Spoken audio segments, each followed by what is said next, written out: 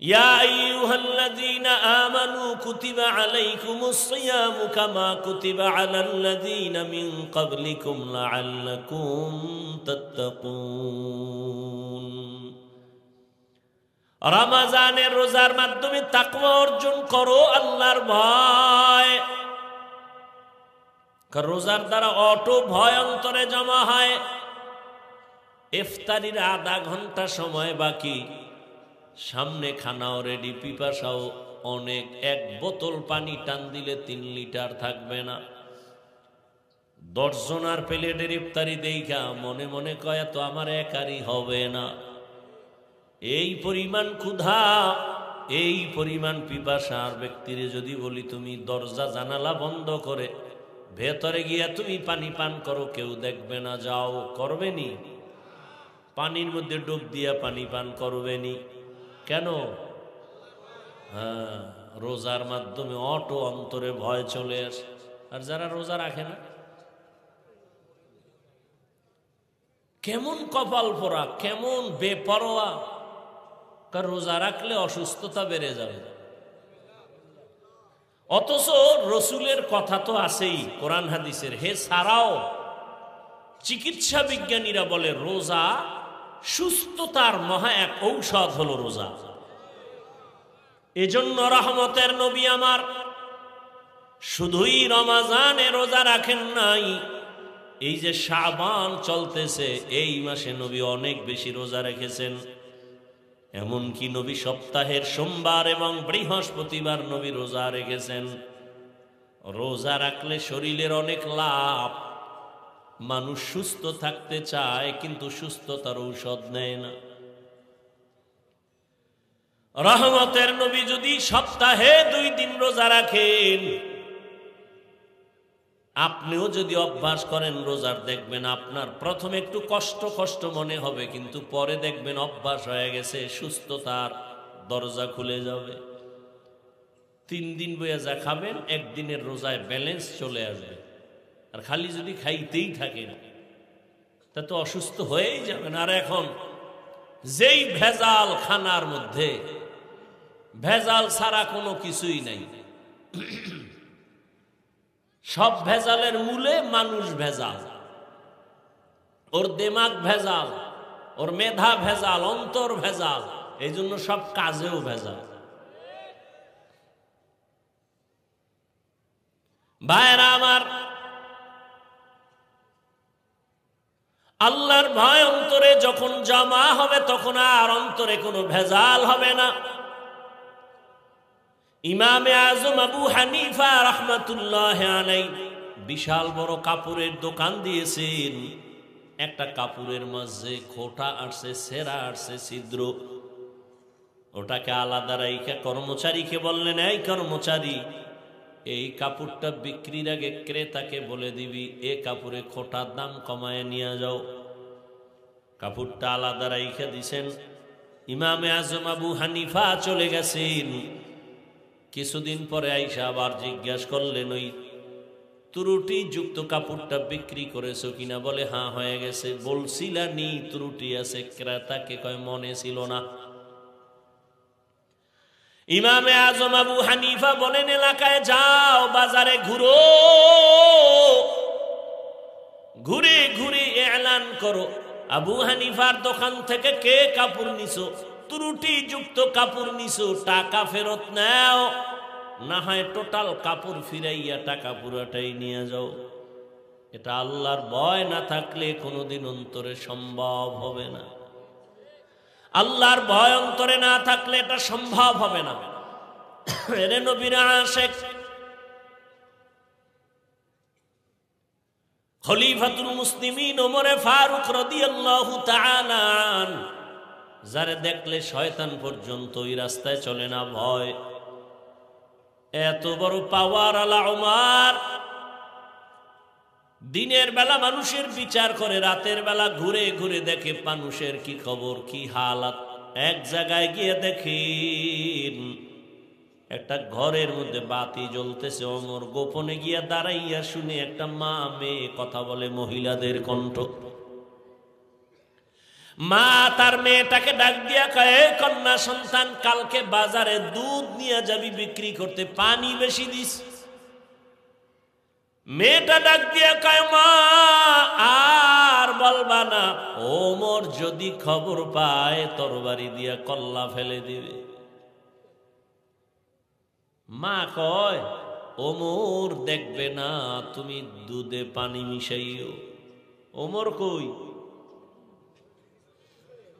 কই? মেয়েটা ডাক দিয়া কয়, মা ওমর যদিও দেখবেন না, তবে ওমরের আল্লাহ তো দেখবেন। মেয়েটার এতটুকু কথা শুনে ওমর চলে গেলেন, পরিচয় না দিয়া গোপনেই চলে গেলেন। পরের দিন আদালতে বসে লোক দিয়া ডাকাইলেন, ওই ঘরের মা আর মেয়েকে আমার আদালতে দাওয়াত দাও। মেয়ে আর মেয়েটাকে, মাকে আইনা। সবাই ভয় পেয়ে গেছে। ওমর বলে, কোনো ভয় নাই, সুসংবাদ দেওয়ার জন্য। আরে আম্মা জান, আপনার মেয়েটা এত দামি কেন হলো? হাজারে এমন একটা কন্যা পাওয়া কঠিন, আপনার কপাল বড় ভালো, এমন একটা কন্যা পেয়েছেন। আপনি যদি রাজি হন, আমি ওমরের একটা দাবি, আমার ছেলের জন্য আপনার মেয়েটাকে বিবাহের বন্ধনে নিতে চাই। মা কত আনন্দিত,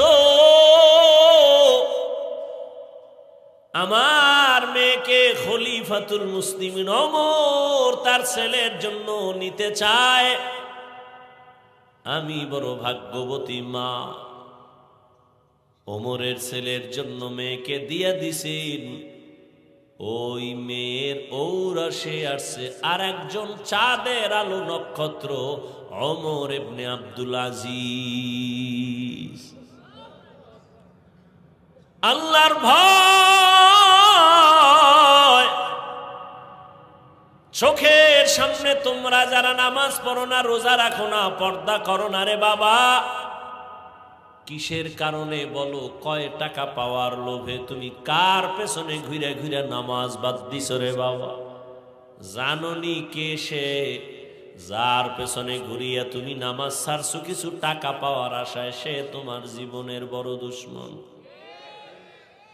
ওই চান্দাবাজ আর ধান্দাবাজ, স্বার্থে যদি আঘাত লাগে তোমার দল থেকে নাম কাটবে না, কল্লা পর্যন্ত কেটে দিবে। আমি কি বানায় বলতেছি? সোনার বাংলায় নমুনা নাই? জিন্দেগি মে বন্দেগি তু করনা হে, जिंदगी में बंदगी तू करना है, जिंदगी बे बंदगी शर्मिंदा है, जिंदगी बे बंदगी शर्मिंदा है। दुनिया में हो दुनिया का तलबगार न हो, बाजार से गुजर हो खरीदार न हो, ये दुनिया एक मिसल कागज फूल है, ये दुनिया एक मिसले कागज फूल है, जिंदगी में बंदगी तू करना है,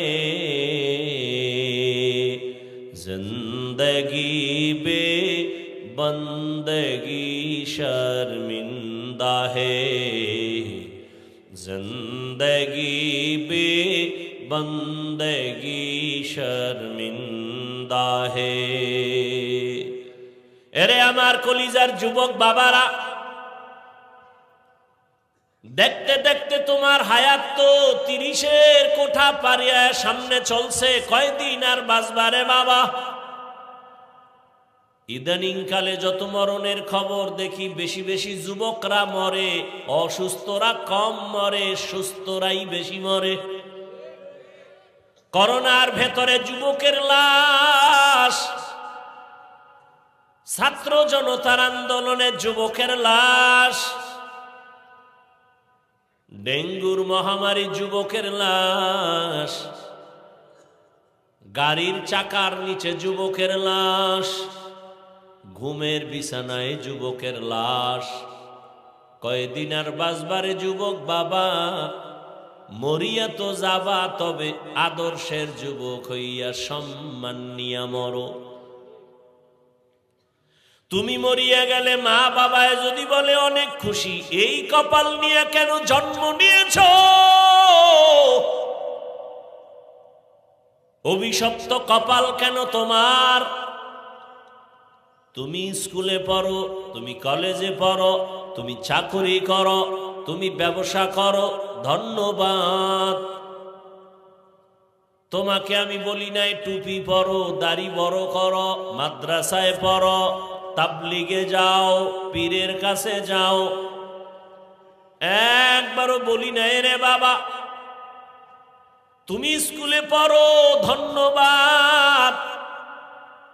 ডাক্তার হও, ইঞ্জিনিয়ার হও, প্রফেসর হও, ব্যবসায়ী হও, চাকরিজীবী হও, তবে দাবি একটা, বেয়াদব হইও না রে বাবা। তোমার আচরণে কোনোদিন যেন মা বাবা কষ্ট না পায়। ও যুবক, তোমার আচরণে কোনোদিন যেন শিক্ষকেরা কষ্ট না পায়, তোমার ব্যবহারে কখনো যেন মুরব্বীরা কষ্ট না পায়, উলামায়ে কেরাম কষ্ট না পায়। কেন? মা বাবার কষ্টই তোমার কপাল ধ্বংসের কারণ। যদি কষ্ট পায় বলে আহ, এই আহ নিঃশ্বাসটা একটা আগুন, এই আগুনটা তোর কপালে যদি লেগে যায়, মরার আগে পঙ্গু হয়ে যাবি রে বাবা। শিক্ষকের অন্তরে যদি কষ্ট যায় আর কষ্ট পাইয়া আহ বলে, তোর কপাল ধ্বংস। কোন আলেম যদি তোমার ব্যবহারে কষ্ট পাইয়া নিঃশ্বাস ফেলে, তোমার জীবন নষ্ট হবে। অতএব তুমি আদর্শবান ডাক্তার হও, আদর্শবান ইঞ্জিনিয়ার হও, মা বাবার দোয়া নিয়ে সামনে আগাই ওরে যুবক। শিক্ষকের দোয়া নিয়ে চলিও, উলামায়ে কেরামের দোয়া নিয়ে চলিও। এবার আমি বাস্তবায়ন করে দেখাই রে বাবারা, বলো তোমার মতো যুবক জীবনে কোনোদিন মাদ্রাসায় পড়ে নাই, আলিফ বা তাও শিখে নাই, এমন যুবক 5 ওয়াক্ত নামাজ পড়ে, স্কুল কলেজে পড়ে, সত্য কথা বলো আসেনি? তোমার বিবেকের কাছে আমার প্রশ্ন, বলো তুমি কেন পারো না রে বাবা? তোমার কপালে কার বরদোয়া লাগছে বলো? তোমার মনটাকে একটু প্রশ্ন করো। এরে মন, ও যুবক, তোমার মতো যুবক রাস্তায় গাড়ি চালায়, নামাজি, বলো তুমি কেন পারো না? তোমার মতো যুবক র্যাব, আর্মি, পুলিশ, বিডিআরের চাকরি করে, নামাজ পড়ে, ডাক্তার, প্রফেসর, ইঞ্জিনিয়ার, নামাজি, বলো তুমি কেন পারো না? তোমার মতো যুবক শ্রমিকের কাজ করে, নামাজ ছাড়ে না, নদীর মধ্যে মাছ ধরে, নামাজ ছাড়ে না, ময়দানে কৃষি কাজ করে, নামাজ ছাড়ে না, বলো বাবা তুমি কেন নামাজ পড়ো না? আসলে কারণটা কি? কোরআন মিথ্যা মনে করেছো? যদি বলো হ্যাঁ, তো একটা ভুল কোরআন থেকে আমার সামনে বের করে দেখা, আমি এখন দাড়িটা কেটে ফেলবো, এখন আমি আল্লাহর বিরুদ্ধে চলে যাব, নাচ গান প্যান্ট শার্ট টাই লাগায় নাচ গান করবো। বল আমার আল্লাহর কোরআনের একটা ভুল বের করতে পারবিনি? যদি বলো না পারবো না, তাহলে কেন তুমি নবীর আদর্শে নামাজ পড়ো না রে বাবা? এখনো সময় আছে, তওবা করে নাও। মনে মনে আমার আল্লাহকে ডাকো, ও দয়ার মালিক, জীবনে তো গুনাহ কম করো নাই, মনের চাহিদা পূরণ করিয়া গুনাহ করেছো। মনে চাইছে নামাজ পড়বি না, পড়ো নাই। মনে চাইছে দাড়ি রাখবা না, রাখো নাই। মনে চাইছে পার্কে যাবা, দৌড়ায় গেছো। মনে চাইছে তুমি বেপরদায় আড্ডা দিবা, দৌড়াইয়া গেছো, আড্ডা দিয়েছো। এখনো কি মনের শখ মিটে নাই? এখনো কি তওবা করবা না? আর কত রাতের বেলা মোবাইলে গুনাহ করে করে রাত কাটাইবা, আর কত নামাজ বাদ দিয়া ঘুমাইবা। এখনো যদি আল্লাহর ভয় অন্তরে আসে, ঘুমের মধ্যেও না জানি আজরাইল আসিয়া জীবন শেষ করে, ওই ভয়টা নিয়ে তওবা করো। মনে মনে আমার আল্লাহরে ডাকো, ও আল্লাহ, জীবনে আর নামাজ ছাড়বো না, দাড়ি কাটবো না, বেপরদায় চলবো না। মা বাবার দোয়া নিয়া, শিক্ষকের দোয়া নিয়া, ওলামায়ে কেরামের দোয়া নিয়া নবীজির আদর্শ মেনে চলবো। ও পর্দার আড়ালের মা বোনেরা, আপনার মতো কত মা কত বোন এখনো আছে বেপরদায় চলে না, নামাজ ছাড়ে না, স্বামীর মাল খেয়ানত করে না, মোবাইলে সময় নষ্ট করে না। এরে আম্মা জান, আপনারা কেন পারেন না স্বামীর মাল হেফাজত করবেন? কারণ স্বামীর মাল তো আসলে স্বামী কবরে নিয়ে যাবে না। স্বামী মরিয়া গেলে সব সম্পদের মালিক তো আপনার হাতে চলে আসবে। অতএব আল্লাহর কাছে তওবা করেন, একটা সন্তানকে আদর্শওয়ালা বানায় যান। ডাক্তার বানাবেন, আদর্শবান ইঞ্জিনিয়ার বানাবেন, আদর্শবান চাকরিজীবী বানাবেন। সন্তান চাকরি করিয়াও কোরআন পড়বে আর আপনার জন্য দোয়া করবে। ডাক্তার হলেও কোরআন পড়িয়া আপনার জন্য দোয়া করবে। এখনো তওবার সময় আছে, তওবা করেন। আর নামাজ ছাড়বেন না, বেপরদায় চলবেন না, মোবাইলে সময় নষ্ট করবেন না, স্বামীর মাল খেয়ানত করবেন না। বৃদ্ধ বাবাজিরা, আপনার মতো কত বুড়ারা মসজিদে গিয়া নামাজ আদায় করে। আল্লাহর কাছে তওবা করেন। দুনিয়াটা কিছুই না, গুনাহ নিয়ে কবরে গেলে আমার মাওলার কোরআন নবীর কথা অনুযায়ী ভয়ঙ্কর হালাত শুরু হয়ে যাবে। দুনিয়াতে সূর্যের গরম সইতে পারি না, গুনাহগারের জন্য জাহান্নামের আগুনের গরম কত কঠিন, কেমনে সহ্য করবেন? এখনো সময় আছে, তওবা করে নেন। ও আমার যুবক, আল্লাহর কাছে তওবা করে নাও। আর নামাজ ছাড়বা না, মা বাবার দোয়া নিয়া, শিক্ষকের দোয়া নিয়া, ওলামায়ে কেরামের পরামর্শ নিয়া, নবীর আদর্শ মেনে চলবা। তওবা করার মতো যদি নিয়ত হয়, মুনাফিকি যদি না থাকে, খাঁটি তওবার নিয়ত যাদের আছে, দুটো হাত আল্লাহকে দেখাইয়া দাও। আয় আল্লাহ, হাতগুলো কবুল করে নেন, তওবা কবুল করে নেন। তওবার উপরে মজবুত হইয়া চলার তৌফিক দান করেন, আমিন। আলহামদুলিল্লাহি রাব্বিল আলামিন, ওয়াসসালাতু ওয়াসসালামু আলা সাইয়্যিদিল আমবিয়াই ওয়াল মুরসালিন ওয়া আলা আলিহি ওয়া আসহাবিহি আজমাইন। ইয়া আরহামার রাহিমিন, ইয়া আরহামার রাহিমিন, ইয়া আরহামার রাহিমিন। রব্বিরহামহুমা কামা রব্বায়ানি সগীরা। আল্লাহুম্মা ইন্নাকা আফুউন কারীম, তুহিব্বুল আফওয়া ফা'ফু আন্না। আল্লাহুম্মা ইন্না নাসআলুকা রিযাকা ওয়াল জান্নাহ ওয়া নাউযু বিকা মিন সাখাতিকা ওয়ান নার। আয় আল্লাহ, আমরা গুনার বোঝা নিয়ে আপনার দরওয়াজায় হাজির। ওলামায়ে কেরাম, মুরব্বী, হাজী সাহেব, কত ব্যবসায়ী, চাকরিজীবী, ছাত্র, যুবক, ওলামায়ে কেরাম, পর্দার আড়ালের মা বোনেরা হাত তুলছেন। মেহেরবানি করে আমাদের জীবনের সব গুনাহগুলো মাফ করে দেন। আয় আল্লাহ, মাহফিল কবুল করে নেন, মাদ্রাসা কবুল করে নেন, আয়োজনকারী সহযোগিতাকারীদের কবুল করে নেন, এলাকায় শান্তি দান করেন। আয় আল্লাহ, সুন্নাতওয়ালা জীবন দান করেন, নবীজির রওজায় গিয়া সালাম দেওয়ার তৌফিক দান করেন, বাইতুল্লাহর গিলাফ ধরে লাব্বাইক বলার তৌফিক দান করেন। আয় আল্লাহ, এলাকায় শান্তি দান করেন, সারা দুনিয়াবাসীকে মাফ করে দেন, বাংলাদেশ শান্তির দেশ বানায় দেন।